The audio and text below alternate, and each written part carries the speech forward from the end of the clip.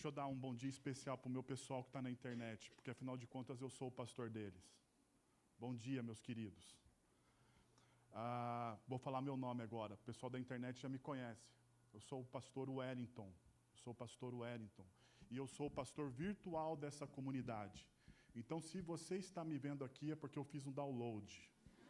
E eu acabei me configurando aqui, estou presente, e é um grande prazer hoje compartilhar com vocês essa palavra, a palavra de Deus, o Evangelho de Cristo Jesus com vocês. É um prazer muito grande. Eu queria então convidar vocês a orar comigo, a orar, fazer uma oração. Você veio aqui para ouvir essa palavra, porque a semana foi dura, porque as coisas não deram certo, e você está esperando esperança. Então, quero que você ore para que Deus fale com você. Fale com você. Você pode ter vindo, tá aqui convidado pela primeira vez. Caiu de paraquedas, não é? Eu quero dizer para você que você é muito bem-vindo em nosso meio. Que você é muito bem-vindo. Mas, às vezes, a gente se sente desconfortável em uma nova experiência. Uma nova experiência, não é verdade? Eu já tive a primeira vez numa igreja. E eu lembro, assim, com 15 anos de idade, um adolescente rebelde. Meus amigos me convidaram, eu fui na igreja, escola dominical. Quando eu cheguei na porta da igreja, um diácono, sabe, o diácono é o nosso pessoal que fica aí com a camisa, tal, bonitinho, recepcionando a gente. Mas naquela igreja, que era bem tradicional, ele chegou e falou para mim assim: "Bom dia, varão." E eu, como rebelde, eu disse: "Varão é sua mãe." Porque eu não sabia o que era. Eu falava assim: "Meu Deus, o que será isso?" Né? Daí eu fui saber que varão é uma expressão usada dentro da Bíblia para falar dos moços, dos homens. Então ele estava falando: "Bom dia, moço." Mas eu não sabia, eu falei: "Bom dia nada. Varão é sua mãe." Eu acho que ele não gostou muito, né? Mas foi uma experiência. Nós queremos que você se sinta à vontade. Então, ore para Deus hoje. Fala: "Deus, eu quero me sentir à vontade, eu quero ouvir a tua voz. Eu quero que você fale ao meu coração." Porque você não veio aqui por acaso. Você não entrou por essa porta por acaso. Eu quero dizer uma coisa para você. Deus trouxe você aqui. Deus trouxe você aqui. Vamos orar? Pai, nós queremos te agradecer, Deus, por tudo que o Senhor fez por nós e por tudo que o Senhor faz. E nós queremos, Pai, colocar, ó Deus, os nossos corações na tua presença, Senhor. Queremos pedir, Pai, que em nome de Jesus o Senhor fale, ó Deus, através das palavras do teu Evangelho a nós, ó Deus, com o auxílio do teu Santo Espírito, através da tua graça e da tua misericórdia, porque nós precisamos ouvir o Senhor nessa manhã, Pai. O Senhor sabe tudo o que nós passamos durante a semana, o quanto foi desgastante, o quanto o inimigo, ó Pai, por diversas vezes tentou roubar a nossa paz e a nossa alegria.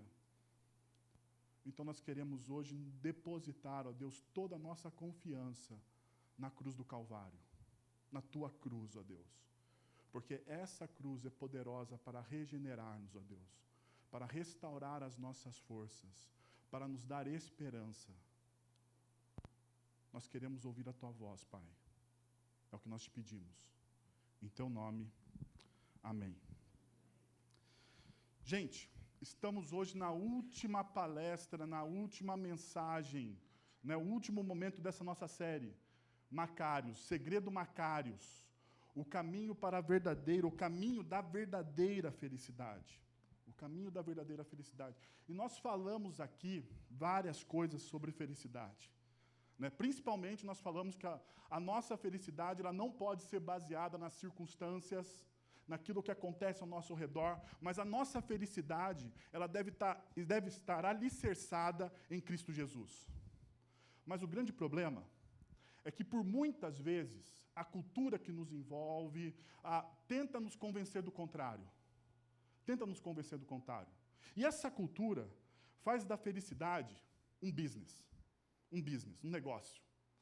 Porque, veja só, felicidade vai para latinha de Coca-Cola. E um tempo atrás, a Coca-Cola lançou uma campanha chamada Fábrica de Felicidade, que eles desafiavam as pessoas a abrirem uma Coca-Cola e terem felicidade. Então, você abria a Coca-Cola e tinha o quê? um momento feliz. Só se for por causa do açúcar que tem nela. Não é verdade? Porque nem saudável aquele negócio é. Nem saudável aquele negócio é. Mas virou mercado, virou business. As pessoas querem vender felicidade, o mercado quer vender felicidade. Há um tempo atrás, uma grande rede, na verdade, uma grande rede de supermercados, né, fez uma campanha. Veja só comigo.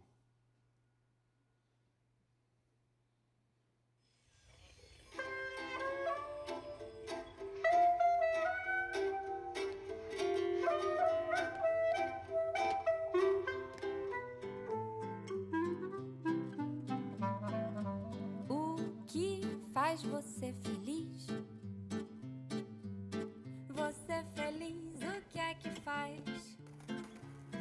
Você faz o que te faz feliz. O que faz você feliz, você que faz. Pra ser feliz, pra ser feliz. O que você faz pra ser feliz? E a pergunta que eles repetem é: o que você faz para ser feliz? O que você faz para ser feliz? E quando o mercado quer vender felicidade para a gente, sabe o que na verdade ele está produzindo? Um monte de pessoas infelizes. Um monte de pessoas infelizes. Por quê? Porque se eu preciso consumir felicidade, eu só consigo vender felicidade para quem é infeliz. Para quem é infeliz. E daí, o que acontece? Eu só me torno feliz quando eu compro um Porsche como esse. Não é verdade? Eu vou me tornar uma pessoa muito mais feliz se eu tiver um Porsche como esse. Ou, né, se eu conseguir fazer aquela viagem dos sonhos, comprar aquele pacote na CVC e pagar em 10 vezes, né, lá, para viajar para Cancún, para a Europa, sei lá. A sua viagem, aquilo que você quer demais, e conhecer um lugar que você deseja conhecer. Você vai ser feliz se você tiver um iPhone 6. E o Plus, que nem cabe no bolso. Que nem cabe no bolso. Mas se você tiver um iPhone 6 Plus, rapaz, você vai se sentir o cara. Não é verdade? Você vai se sentir muito feliz. Você pode também se sentir feliz se você for num show, né? Show de uma banda que você gosta. Ou show que você nem sabe quem é a banda, mas você vai. Não é verdade?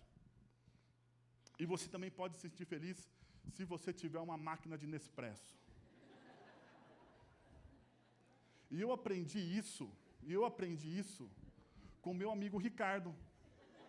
Porque toda vez que eu vou na casa dele, ou quando ele está numa reunião, ele traz uma maquininha de Nespresso, e ele pega aquele o chassezinho lá, como que é? Aquela cápsula, a cápsula, né? Quando ele pega a cápsula e coloca na máquina e aperta o botão, ele faz um sorriso. E daí eu falo, eu quero ser feliz que nem ele. Nespresso dá felicidade. Mas são todas essas felicidades consumíveis.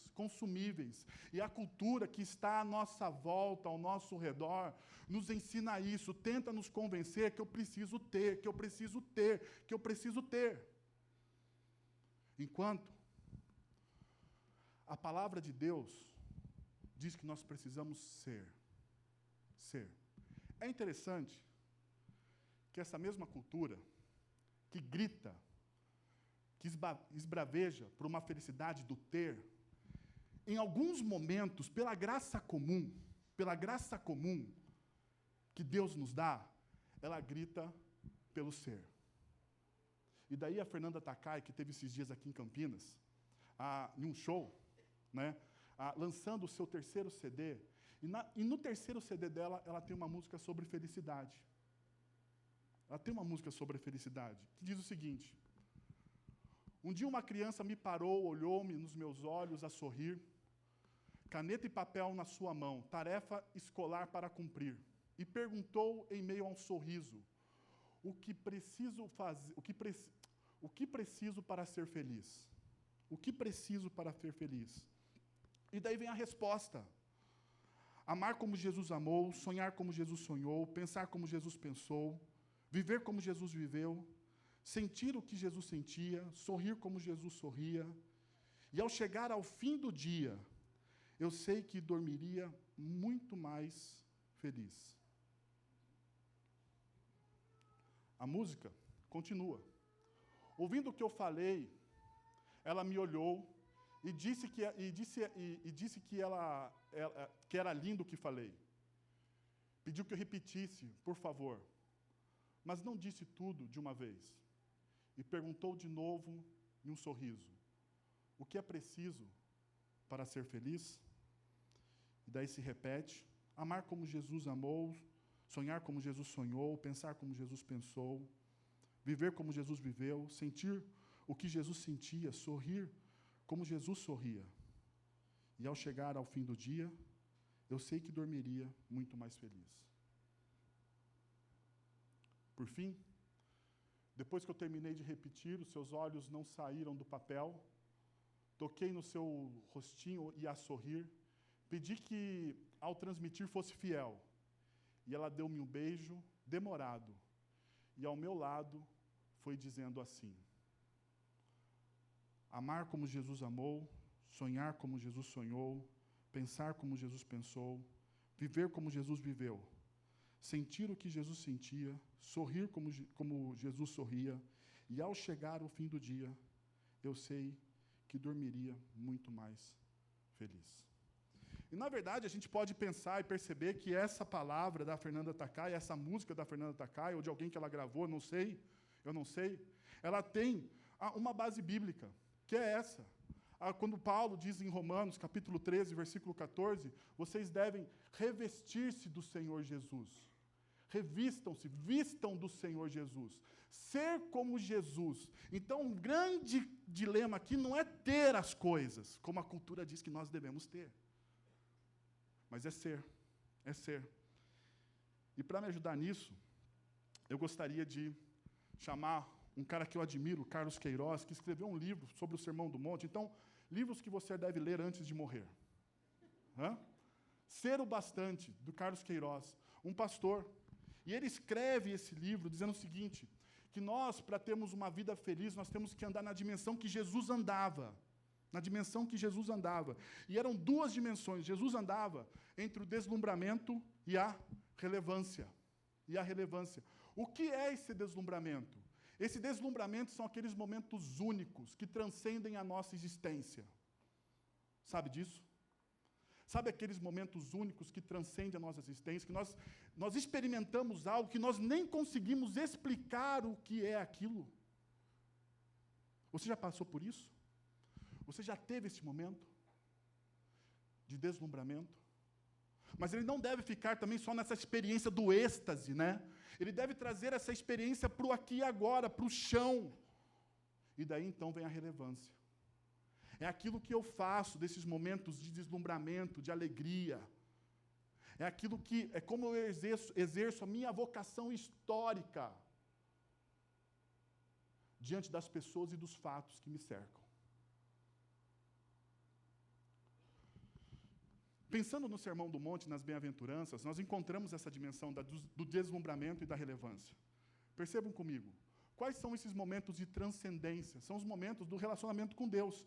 E as bem-aventuranças nos apontam para isso. Bem-aventurados o quê? Os que choram. Bem-aventurados os pobres de espírito. Bem-aventurados os humildes e os mansos, humildes mansos. Bem-aventurados os puros de coração. Todas essas 4 bem-aventuranças têm a ver com o relacionamento que eu tenho com Deus. E elas me transcendem. Elas me levam para um momento de alegria, de um êxtase, que eu não consigo explicar. Que nenhuma experiência humana pode me dar esse momento. Nenhuma experiência humana pode me dar esse momento. Porque é neste momento de êxtase que eu redireciono a minha vida. Porque você sabe, né? Para ter uma grande mudança na vida do ser humano, tem que ter um momento de deslumbramento. Para ter uma grande mudança na vida do ser humano, você tem que ter um momento de deslumbramento. Pode ver, pode perceber nas coisas mais corriqueiras da vida. Por exemplo, quando o cara decide corajosamente que vai casar. é um momento de deslumbramento. Ele ficou deslumbrado pela pequena, pela pessoa com que ele ama, pela menina. E por ficar deslumbrado, o que ele faz? De forma corajosa, ele a pede em casamento. Não é verdade? Porque aquele momento de deslumbramento vai transformar a vida dele toda. Nunca mais ele vai ficar só. Olha que beleza. Rapaz, anota aí. Espera ela esquecer, depois você diz isso para ela, tá? Mas existe também um momento de relevância, que é a nossa vocação e a nossa missão. A nossa vocação histórica é a nossa missão. E aonde eles estão nas bem-aventuranças? Bem-aventurados os que têm o quê? Fome e sede de justiça. Bem-aventurados os misericordiosos. Bem-aventurados os pacificadores. Bem-aventurados o quê? Os perseguidos. Os perseguidos. Isso tem a ver com aquilo que eu faço com o deslumbramento. Quando eu choro diante de Deus, quando eu sou pobre de espírito, quando eu tenho uma experiência de humildade, quando eu me torno puro de coração, elas me impulsionam para o próximo, para o mundo. E daí, como esse momento de deslumbramento me impulsiona para o mundo, eu tenho fome e sede de justiça. Eu começo a ser misericordioso com as pessoas. Eu busco a pacificação ao invés da guerra. E eu me torno alguém perseguido. Então, nessa manhã, nós vamos olhar essas duas bem-aventuranças. Esses dois motivos de felicidade que o discípulo deve ter. Esses dois motivos de felicidade que o discípulo deve ter. Eu quero convidar vocês a caminharem comigo. Isso. Bem, então vamos lá. Bem-aventurados os pacificadores, pois serão chamados o quê? Vamos ler juntos este versículo? Bem-aventurado.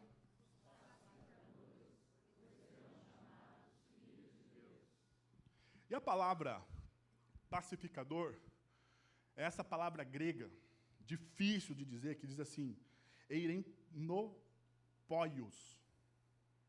Fale 3 vezes isso rápido. Né? Ela vem de uma junção.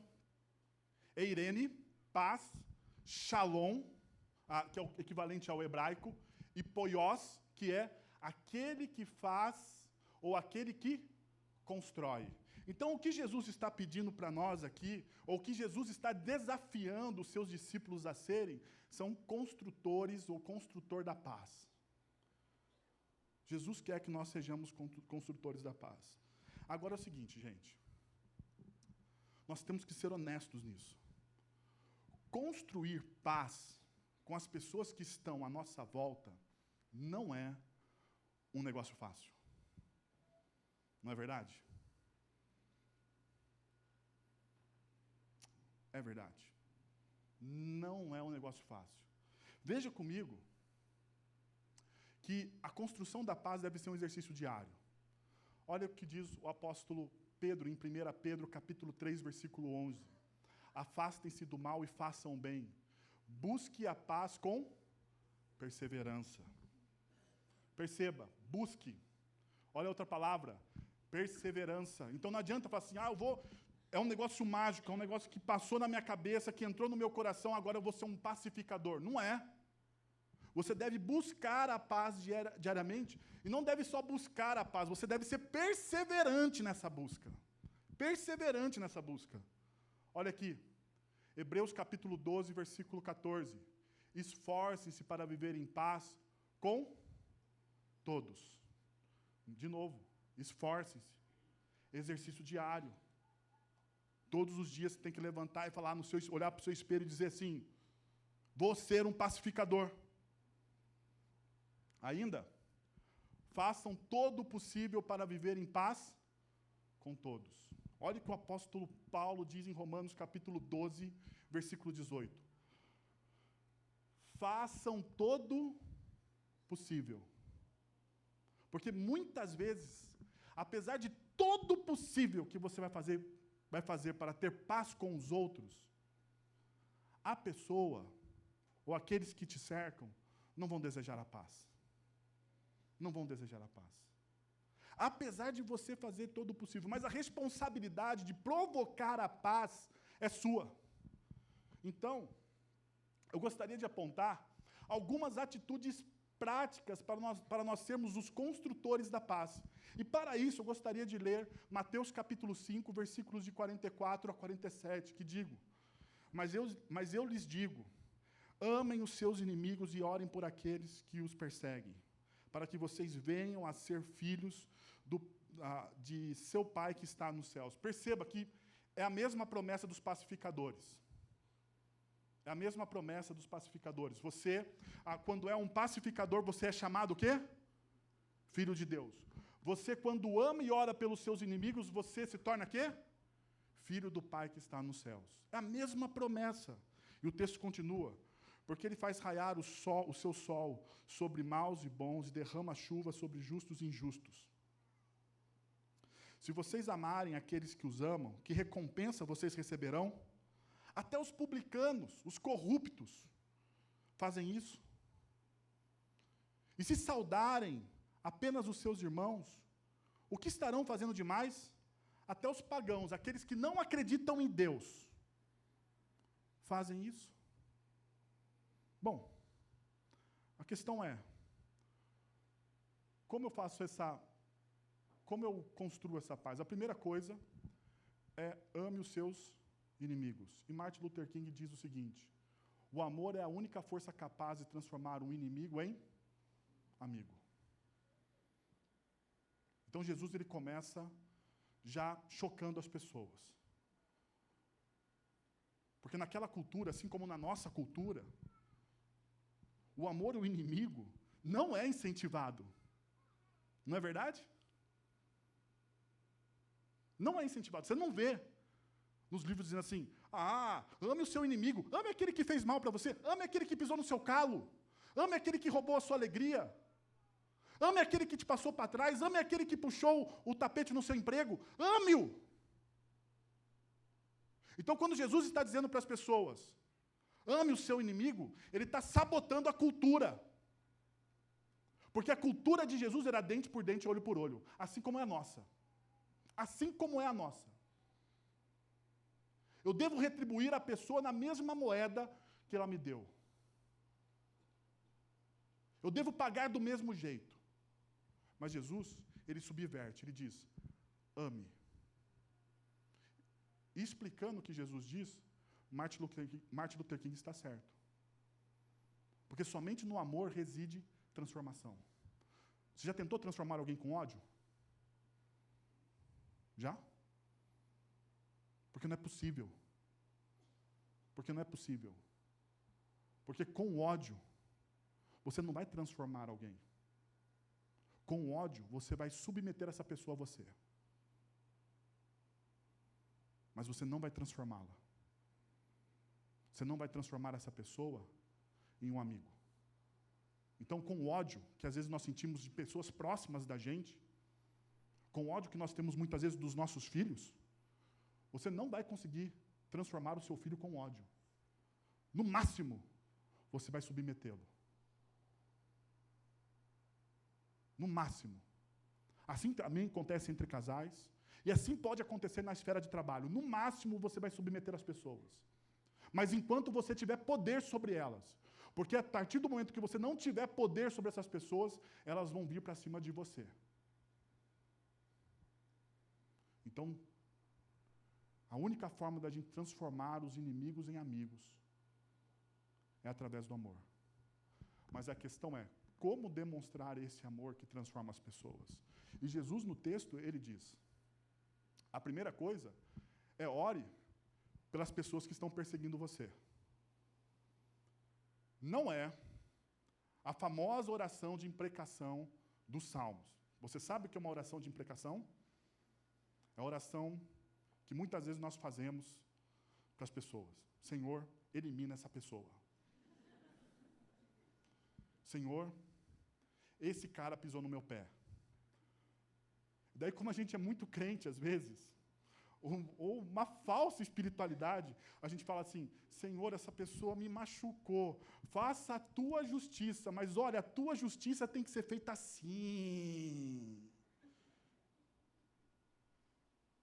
Não é essa oração que Jesus está dizendo. Jesus está falando de uma oração de cuidado. Porque veja o que ele diz logo depois da oração. Ele diz assim, porque ele, Deus, faz raiar o seu sol, o sol de Deus, raia sobre os maus e bons, e derrama chuva sobre justos e injustos. O que é o sol de Deus que raia sobre as pessoas? É a chuva de Deus que cai sobre as pessoas. É o cuidado que Deus tem para com todos. Então, o que Jesus está pedindo para a gente fazer? Orar a Deus para que Deus cuide, não no sentido de eliminar, mas no sentido de cuidar dos nossos inimigos. Você pedir para Deus algo muito difícil. Senhor, abençoa, abre o coração, que essa pessoa conheça o Evangelho assim como eu conheci. E que essa pessoa, ao conhecer o Evangelho assim como eu conheci o Evangelho, ela seja salva e se junte comigo na tua grande família.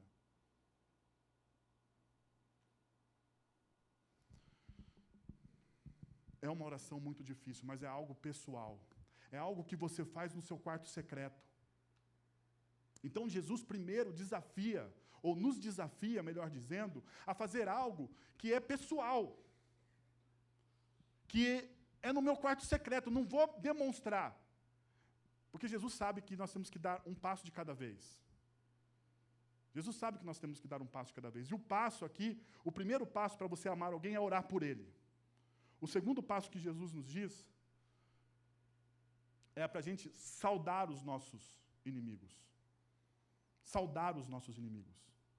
Mas aqui, saudar não é aquele oi, né? Você está encontrando a pessoa que pisou no seu calo na rua, você atravessa a rua do outro lado, levanta o braço e diz, e aí, fulano? Não é isso. Nem é aquele aperto frio com olhos cerrados, dizendo, se eu pudesse eu te matava. Aquele aperto de mão frio com os olhos cerrados. Mas o saudar que Jesus está usando aqui é o saudar da cultura bíblica. E como você sauda uma pessoa na cultura bíblica? Com um beijo e um abraço. Rapaz do céu. Jesus, então, está pedindo para que, ao invés da gente construir um muro da indiferença com essa pessoa, nós construamos uma ponte em direção a ela.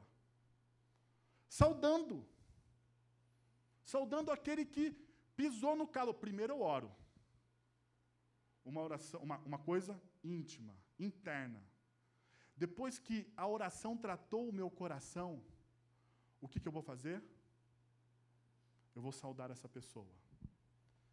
E saudar essa pessoa significa que eu vou dar um beijo no rosto dela, um abraço, e ao invés de eu construir um muro da indiferença, eu vou construir uma ponte para o recomeço de um relacionamento.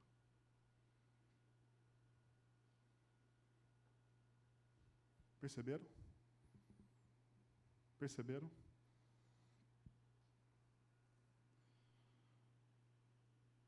Mas a bem-aventurança, ela não para por aí, porque ela continua e diz, vocês serão chamados filhos de Deus.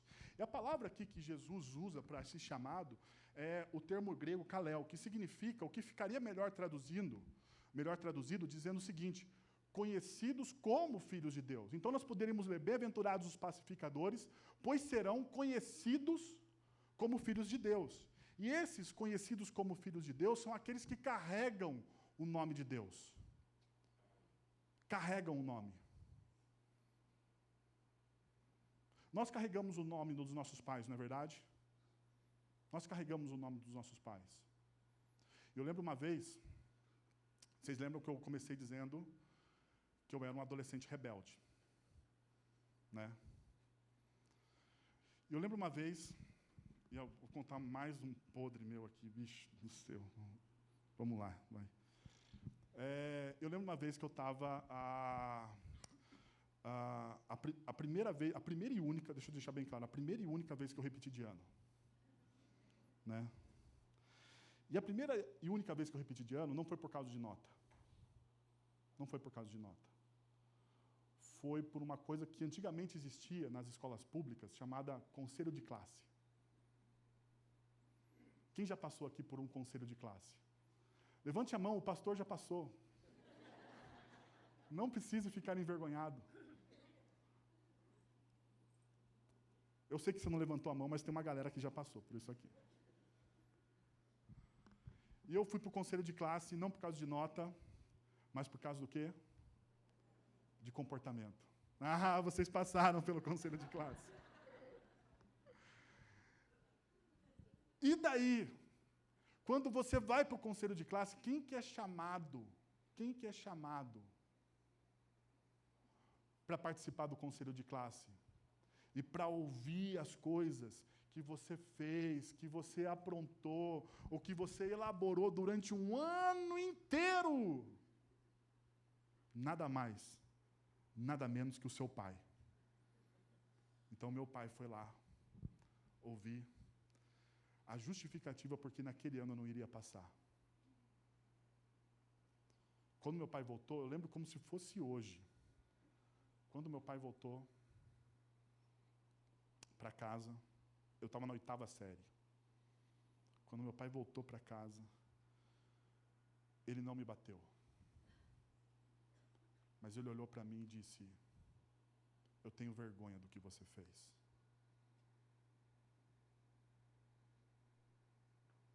Eu tenho vergonha do que você fez. Foi pior que uma surra. Como eu desejei uma cinta. Como eu desejei uma cinta naquela manhã. Mas não foi. Aquele dia eu envergonhei o nome que eu carrego do meu pai, pelas coisas que eu fiz. Assim também nós carregamos o nome de Deus. A partir do momento que eu me torno um pacificador, a partir do momento que eu me encontro com Cristo Jesus, eu carrego o nome de Deus. E quem me conhece como pacificador? Porque vocês serão conhecidos, vocês serão chamados. Quem me chama de pacificador? Quem me conhece como um pacificador? Os de fora. As pessoas olham o nosso estilo de vida, as nossas decisões e dizem: esses caras são os pacificadores. Só que existe uma coisa. Para ser um construtor, e para ser um pacificador, para ser um construtor de paz, e para ser um pacificador, eu só posso dar aquilo que eu tenho. Então, se eu não tiver paz em mim, eu não consigo dar paz aos outros. Mas não é a minha paz que eu tenho que ter. Eu tenho que ter uma outra paz. E essa outra paz é revelada em Gálatas capítulo 1, versículo 20, quando Paulo diz assim: e por meio dele, Cristo, reconciliasse consigo todas as coisas, tanto as que estão na terra quanto as que estão nos céus, estabelecendo a paz pelo seu sangue derramado na cruz. Como eu recebo essa paz? Quando eu entendo o Evangelho de Cristo Jesus, mas não entendo somente aqui na minha cabeça, mas quando esse Evangelho me convence intelectualmente de quem é o Cristo, mas ele também passa para o meu coração. Ele passa para o meu coração. Daí eu consigo ter paz com Deus. Porque a cruz me deu essa paz. E por esse motivo, eu posso olhar para 2 Coríntios capítulo 5, versículos de 18 a 20, e perceber que essa reconciliação estendida a mim, agora, através da minha pessoa, também é estendida aos outros. Vejam comigo. Tudo isso provém de Deus, que nos reconciliou consigo mesmo por meio de Cristo e nos deu o ministério da reconciliação. Ou seja, que Deus em Cristo está reconciliando consigo o mundo, não levando em conta os pecados dos homens, e nos confiou a mensagem da reconciliação. Portanto, somos o quê? Embaixadores de Cristo. Como se Deus estivesse fazendo um apelo por nosso intermédio. Por amor a Cristo, lhe suplicamos: reconciliem-se com Deus.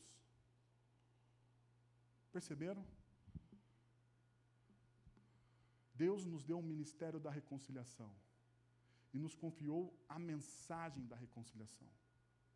Você é convidado, a partir do momento que você tem paz no seu coração, você é convidado pelo próprio Cristo a fazer parte dessa reconciliação das pessoas com Ele. Por isso, então, as pessoas te conhecem como pacificador. Portanto, somos embaixadores de Cristo. Qual é o efeito dessa paz que Cristo nos dá? Qual é o efeito dessa paz que nós oferecemos às pessoas? Filipenses capítulo 4, versículo 7 diz: E a paz de Deus, que excede todo entendimento, guardará o coração e a mente de vocês em Cristo Jesus. Perceberam? E a paz de Deus, que excede a todo entendimento, o que a paz de Deus faz com o nosso coração? Ela guarda o nosso coração. Ela guarda a nossa mente. Então, ela produz o quê? Segurança. Segurança. Porque quando eu entendo o Evangelho, eu entendo que Deus me ama e eu sou salvo por esse amor. Eu não sou salvo pelas minhas obras. Eu não sou salvo porque eu sou bom ou porque eu sou melhor do que alguém. Eu não sou salvo por aquilo que eu faço, mas eu sou salvo pelo amor dEle. Dele. E este amor, como diz o apóstolo Paulo em Romanos, quem poderá nos separar do amor de Cristo?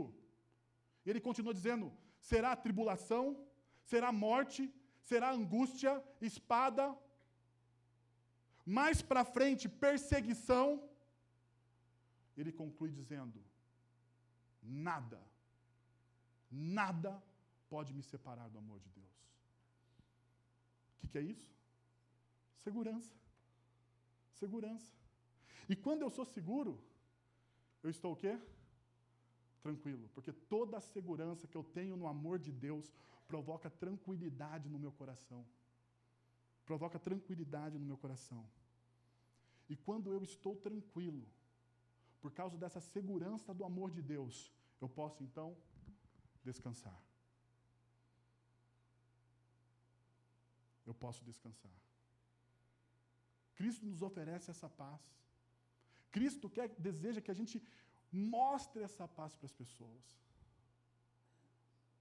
Então, as pessoas que estão à nossa volta vão experimentar segurança, vão experimentar tranquilidade e vão experimentar descanso. Mas você também é convidado a isso. Você também.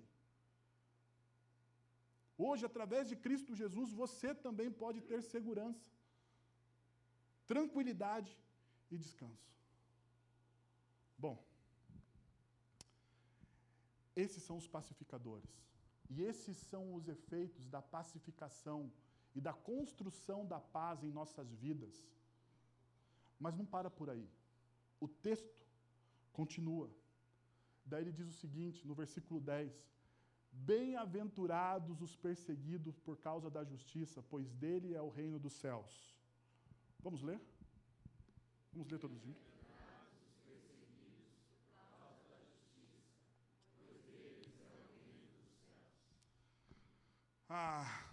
É a cereja do bolo, não é verdade? Viemos falar de felicidade. Passamos um mês falando sobre felicidade, 4 encontros, para chegar no final e eu dizer para vocês, cara, a melhor coisa que tem na vida é ser perseguido. É ser perseguido. Mas antes de entrar no perseguido, eu quero dar um conselho aos de casa. Aqueles que já são cristãos.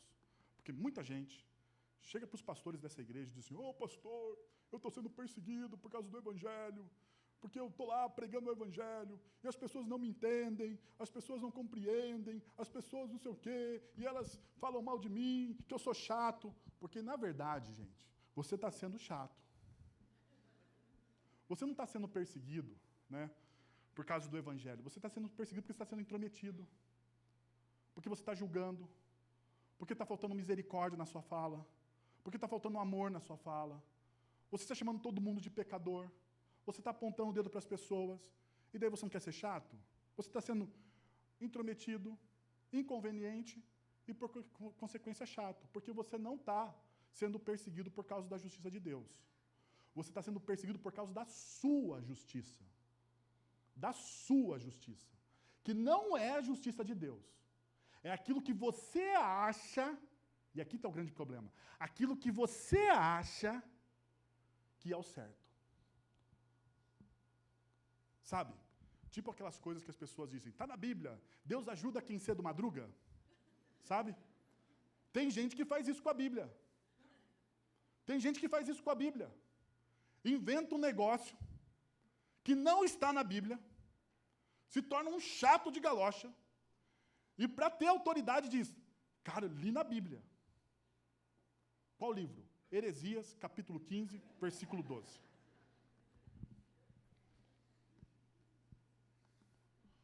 Mas existe um porém nisso aqui. E um porém é o porquê nós não somos perseguidos.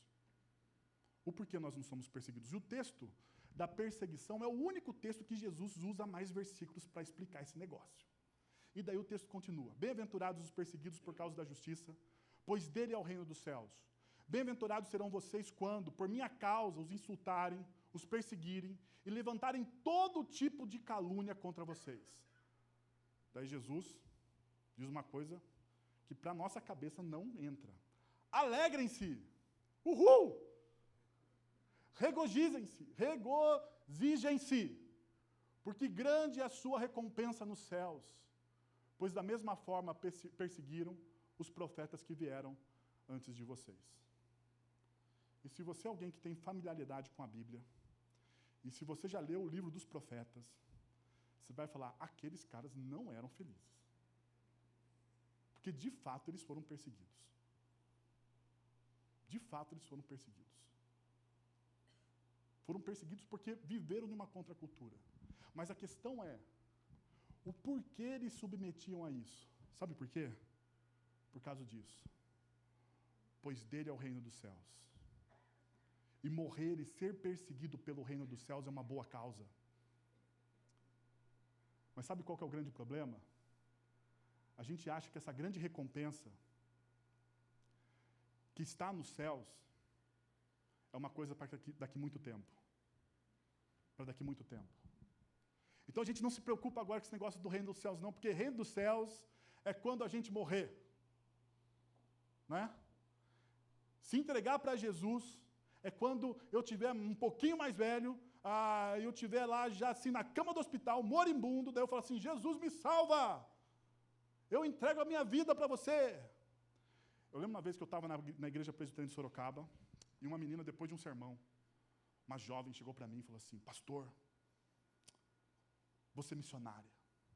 Eu falei, caramba, olha só, preguei agora e já tem um negócio aqui, rapaz. Pastor, você é missionária. Eu falei, é mesmo, moça, como é que você vai ser missionária?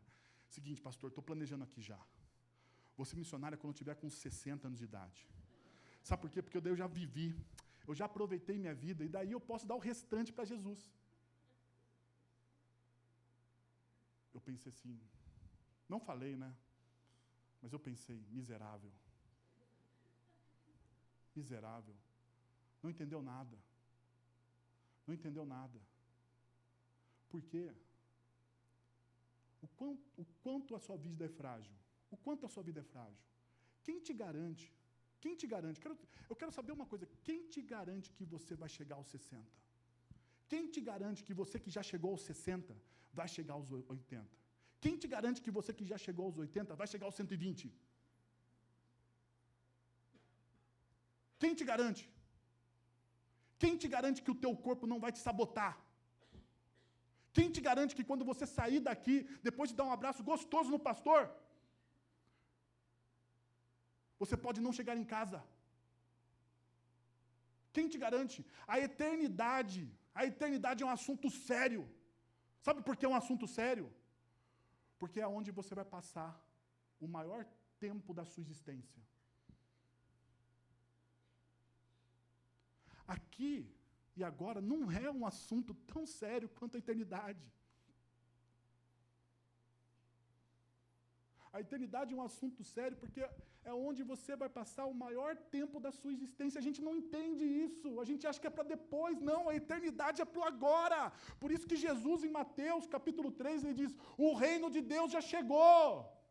A eternidade já foi inaugurada agora.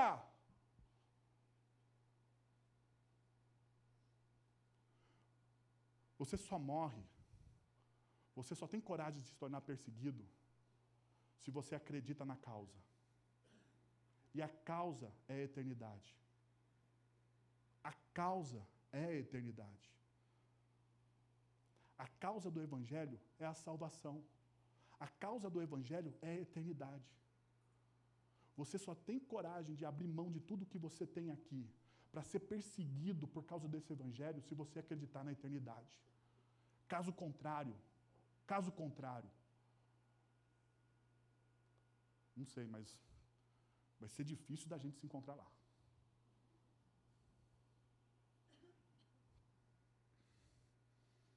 Existe um pecado silencioso. E qual que é esse pecado silencioso?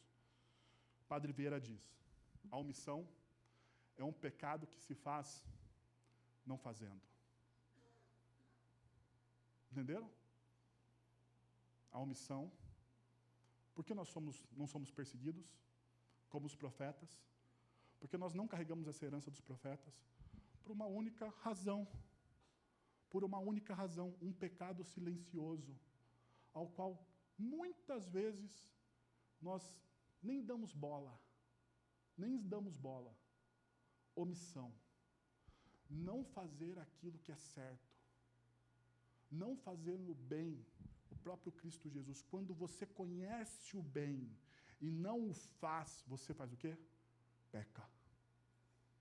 A omissão. Ser omisso com o reino de Deus. Ser omisso com os princípios do reino de Deus. A omissão é um pecado silencioso. Silencioso. Ser omisso com seus filhos, na questão do Evangelho. Ser omisso no seu casamento. A omissão, ela entra na nossa vida. E a gente gosta de omissão. Sabe por quê? Porque omissão gera irresponsabilidade. E todo ser humano gosta da irresponsabilidade. Quem gosta aqui de assumir responsabilidade? Quem gosta? Quanto menos responsabilidade eu tiver, melhor. Omissão. Pensando nisso, eu queria dar uns passos práticos para você ser perseguido. O manual do perseguido, então. Eu queria, então, chamar o meu amigo, que já morreu um tempinho atrás, mas eu considero ele meu amigo porque eu gosto muito dele, da leitura que eu faço dele, do C.S. Lewis. E C.S. Lewis, no seu livro Cristianismo Puro e Simples, diz o seguinte, hoje eu acredito no cristianismo como acredito que o sol nasce todo dia. Não porque apenas o vejo, mas porque através dele eu vejo tudo ao meu redor. Percebi que, colocando as primeiras coisas em primeiro lugar, teremos a segunda a seguir. E colocando as segundas em primeiro lugar, perdemos o quê? Ambas. Quer ser perseguido? Siga 2 conselhos que C.S. Lewis dá para a gente aqui. Primeiro, sou perseguido quando através de Cristo eu vejo tudo ao meu redor. Quando através do cristianismo, sou perseguido quando através do cristianismo eu vejo tudo ao meu redor. O cristianismo se torna a minha lente. A minha lente. E quando o cristianismo torna-se a minha lente, eu faço toda a interpretação dos fatos, das coisas, da cultura, da música, tudo eu interpreto através de quê? Do cristianismo. É a minha cosmovisão. E toda vez que isso acontece, a minha cosmovisão vai entrar em choque com o quê? Com a cosmovisão da cultura. Porque são contrárias. Elas são irreconciliáveis. E por serem irreconciliáveis, você vai ser perseguido. Então você quer ser perseguido? Você deseja ser perseguido? Conselho: olhe o mundo através do cristianismo. Mas para olhar o mundo através do cristianismo, você tem que conhecer o cristianismo. Você tem que conhecer a palavra de Deus. Você tem que olhar para o manual. Então, o primeiro lugar aonde você deve beber conselhos não é nos livros de autoajuda, não são nos gurus do coach. O primeiro lugar que você deve buscar conselhos para a sua carreira, para a sua família, para a sua vida, aonde que é? Na Bíblia. Na Bíblia. Segundo, manual do perseguido. Sou perseguido quando coloco as primeiras coisas em primeiro lugar. Daí Jesus, no final do Sermão do Monte, diz: buscai, pois, em primeiro lugar o quê? O reino de Deus. O que você tem buscado em primeiro lugar? Busque, pois, em primeiro lugar o reino de Deus e a sua justiça. Eu gosto de uma versão que diz assim: busque em primeiro lugar o reino de Deus e a sua justiça, e as demais coisas entrarão em ordem na sua vida. Para mim faz todo sentido isso. Porque quando eu coloco o reino de Deus em primeiro lugar, todas as coisas que estão à minha volta, elas entram em ordem. Quando eu coloco as outras coisas em primeiro lugar, a minha vida vira um caos. A minha vida vira um caos. Por quê? Porque através do reino de Deus eu reorganizo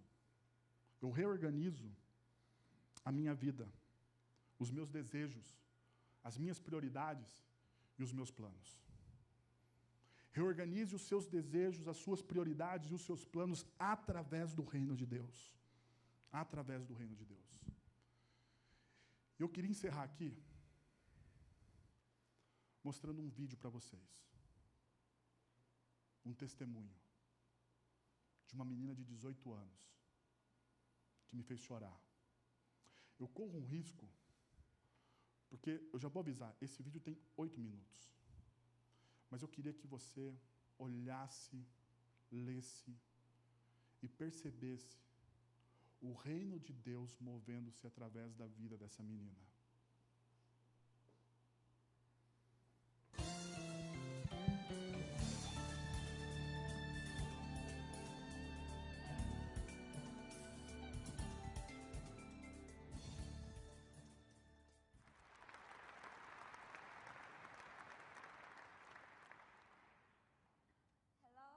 My name is Kyungju Son.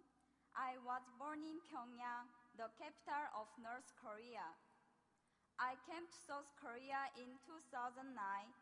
I am 18 years old, and I am currently in my second year of high school. I was the only child of a very wealthy family. My father was an assistant of Kim Jong-il, who is the leader of North Korea. When I was only 6 years old, my family was politically persecuted by the North Korean government. So we escaped to China. That was in 1998. After we settled in China, one of our relatives led my family to church. There my parents came to know the amazing grace and love of God. Then only a few months later, my mother, who was pregnant with her second child, passed away from leukemia. Yet in the midst of this family tragedy, my father started a Bible study with missionaries from South Korea and America. It was his strong desire to become a missionary to North Korea. But suddenly in 2001, he was reported and arrested by the Chinese police and was sent back to North Korea, where he was sentenced to prison. He was forced to leave me behind, but the 3 years he served in prison only made my father's faith stronger. He cried out to God more desperately rather than to complain or blame him. When he was released from prison, he returned to China. We were reunited briefly. It was then that he started to gather Bibles. Not long after, he decided to return to North Korea to share Christ's message of life and hope among the hopeless people of his homeland. He chose not to go to South Korea, where he could have enjoyed religious freedom. Instead, he chose to return to North Korea to share the love of God in a dangerous land. It breaks my heart to tell you that in 2006, his work was discovered by the North Korean government and he was again imprisoned. I have heard no word from my father nor about him ever since. In all probability, he has been shot to death in public on charges of treason and espionage, as is so often the case for persecuted Christians in North Korea. When my father was arrested the first time in 2001 and was forced to leave me and return to North Korea, I was not yet a Christian. That's when I was adopted by a young Chinese pastor's family. They showed me great love and care. Through them, God protected me. But the pastor and his wife had to go to America in 2007. Shortly after that, I was given the opportunity to go to South Korea. It was while I was still in China, staying at the Korean consulate in Beijing, waiting to come to South Korea. Late one night, I saw Jesus in a dream. He had tears in his eyes. He walked towards me and said, "Kyungju, how much longer are you going to keep me waiting? Walk with me. Yes, you lost your earthly father, but I am your heavenly Father, and whatever has happened to you was because I love you." After I woke up from the dream, I kneeled and prayed to God for the first time. That night, I realized that God, my Father, loves and cares about me so very much that he sent his son Jesus to die for me. I prayed, "God, here I am. I just lay down everything and give you my heart, my soul, my mind, and my strength. Please use me as you will." Now, God has placed deep in my heart a great love for North Korea, just as my father was used there for God's kingdom. I now desire to be obedient to God. I want to bring the love of Jesus to North Korea. I look back over my short life and I see God's hand everywhere. 6 years in North Korea, 11 years in China, and the time of being here in South Korea. Everything I suffered, all the sadness and grief, everything that I experienced and learned, I was to give it all to God and use my life for his kingdom. I hope to honor my Father and to bring glory to my Heavenly Father by serving God with my whole heart. Currently, I am working hard to get into university to study political science and diplomacy. Then, I want to work for the rights of the people of North Korea, whose rights have been taken away. I believe God's heart cries out for the lost people of North Korea. I humbly ask you, my brothers and sisters here in this place, to have the same heart of God. Please pray that the same light of God's grace and mercy that reaches my father and my mother and know me will one day soon dawn upon the people of North Korea. My people, thank you.